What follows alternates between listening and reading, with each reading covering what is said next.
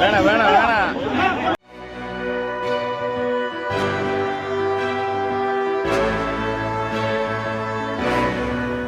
தேனி மாவட்டம் சின்னமனூரில் உள்ள பாரத் திரையரங்குகளில் ஜனநாயகன் திரைப்படம் ரிலீஸ் ஆனதையொட்டி அங்கு யார் பேனர் வைப்பது என்ற தகராறில் ரசிகர்கள் 2 குழுக்களாக பிரிந்து மோதலில் ஈடுபட்டனர். வேணாம் வேணாம் வேணாம்.